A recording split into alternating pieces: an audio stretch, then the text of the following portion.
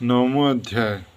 मैं अर्धनारीश्वर के श्रीविग्रही की निरंतर शरण लेता हूँ। उसका वर्ण बंधुक पुष्प और स्वर्ण के समान रक्त पीत मिश्रित है।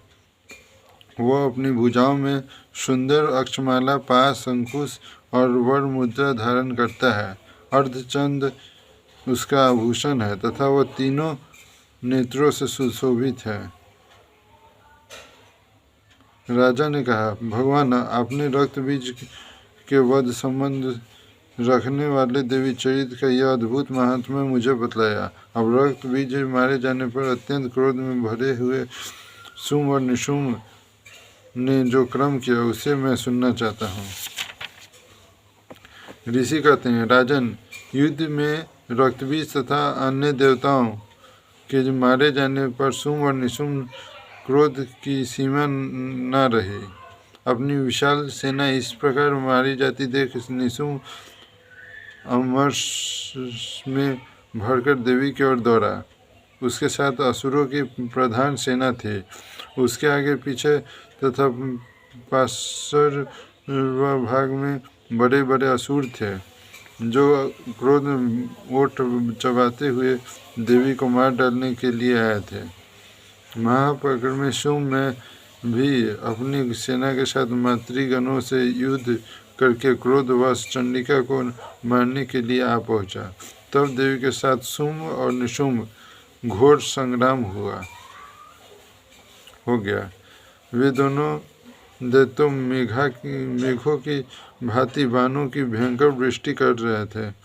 उन दोनों के चलाए हुए बाणों को चंडिका ने अपने बाणों के समूह से तुरंत काट डाला और सहस्त्र समूहों की वर्षा करके उन दोनों दैत्यपतियों के अंगों में भी चोट पहुंचाई। निशुंभ ने तीखी तलवार और चमकती हुई ढाल लेकर देवी के श्रेष्ठ वाहन सिंह के मस्तक पर प्रहार किया।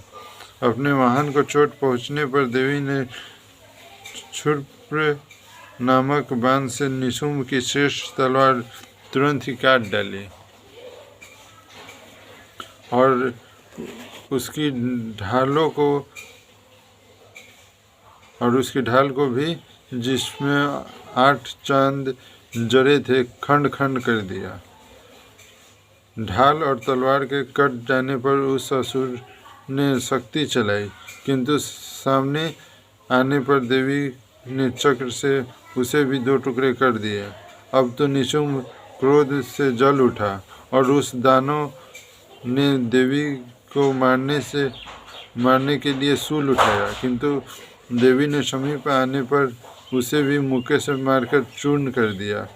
तब उसने गदा घुमाकर चंडी के ऊपर चलाई, परंतु वह भी देवी के त्रिशूल से कटकर भस्म हो गई।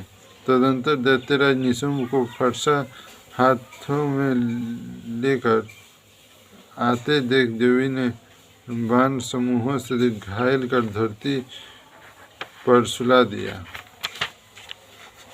उस भयंकर पराक्रमी भाई निशुंभ के धराशायी हो जाने पर शुंभ को बड़ा क्रोध हुआ और अंबिका का वध करने के लिए वह आगे बढ़ा। रथ पर बैठे बैठे ही उत्तम आयुधों से सुशोभित अपनी बड़ी बड़ी 8 अनुपम भुजाओं से समूचे आकाश को ढककर वह अद्भुत शोभा पाने लगा। उसे आते देख देवी ने शंख बजाया और धनुषों की प्रत्यंचा भी अत्यंत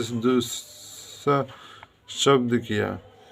साथ ही अपने घंटे के शब्द से जो समस्त दैत्य सैनिकों का तेज नष्ट करने वाला था, संपूर्ण दिशाओं को व्याप्त कर दिया। तदंतर शी ने भी अपना दहाड़ने से, जिससे सुनकर बड़े बड़े गजराजों का महान मद दूर हो जाता था, आकाश, पृथ्वी और 10 दिशाओं को गुंजा दिया।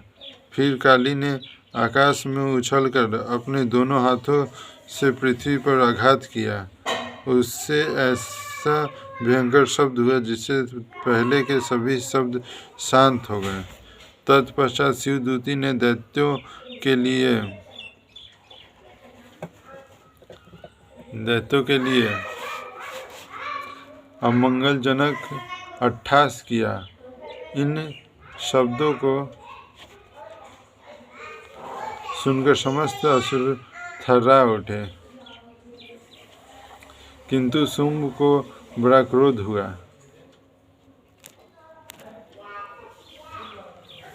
उस समय देवी ने जब शुंभ को लक्ष्य करके कहा, ओ दुरात्मा, खड़ा रह। तभी आकाश में खड़े हुए देवता बोल उठे, जय हो जय हो। शुंभ ने तब वहां आकर ज्वाला से युक्त अत्यंत भयानक शक्ति चलाई। अग्नि में पर्वत के समान आती हुई उस शक्ति को देवी ने बड़े भारी लूके से दूर हटा दिया। उस समय शुंभ के श्रीनाद से तीनों लोग गूंज उठे। राजन, उसकी प्रतिध्वनि से वज्रपात के समान भयानक शब्द हुआ।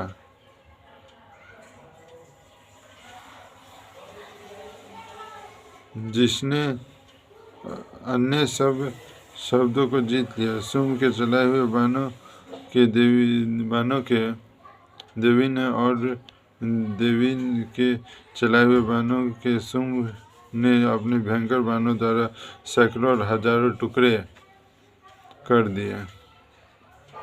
तब क्रोध में भरी हुई चंडिका ने शुंभ को भूले से मारा। उसके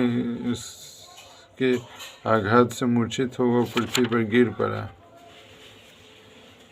इतने में ही निशुंभ को चेतना हुई और उसने धनुष हाथ में लेकर बाणों द्वारा देवी के काली तथा सिंह को घायल कर डाला। फिर उस दैत्य राजा ने 10,000 बाहें बनाकर चक्रों के प्रहार से चंडिका को आच्छादित कर दिया। तब दुर्गम पीड़ा का नाश करने वाली भगवती दुर्गा ने कुपित होकर अपने बाणों से उन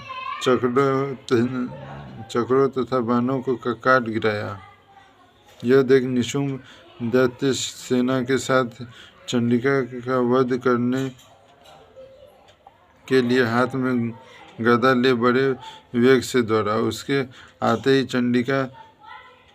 चंडी ने तीखी धारी वाली तलवार से उसकी गदा को शीघ्र ही काट डाला।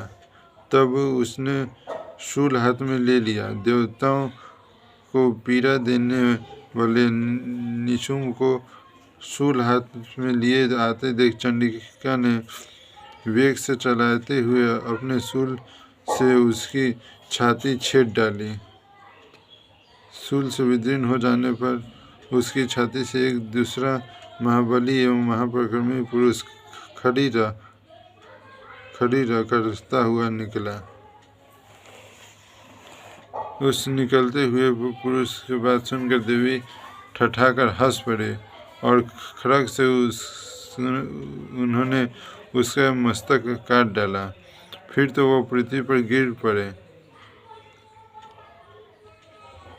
पड़ा। तदंतर सिंह अपने ढालों से असुरों की गर्दन कुचलकर खाने लगा। यह बड़ा भयंकर दृश्य था। उधर काली तथा शिवदूती ने भी अन्य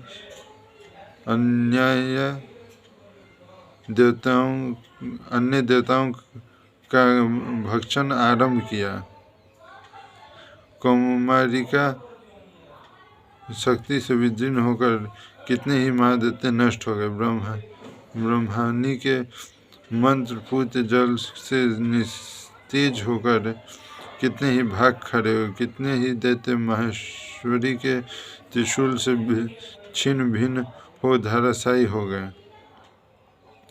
वाराही के थूथुनों के आघात से कितनों का पृथ्वी पर कचूमर निकल गया।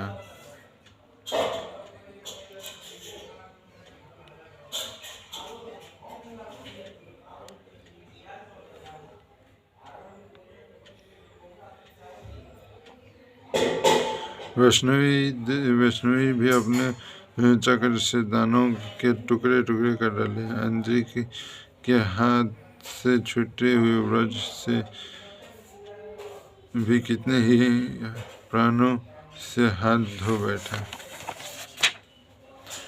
कुछ असुर नष्ट हो गए, कुछ उस महायुद्ध से भाग खड़े हुए तथा कितने ही काली शिवदूती तथा सिंह के ग्रास बन गए। इस प्रकार श्री मार्कंडेय पुराण श्रावणिक मंतूरी कथा के अंतर्गत देवी महात्म्य निशुंभ वध नामक 9वां अध्याय पूरा हुआ।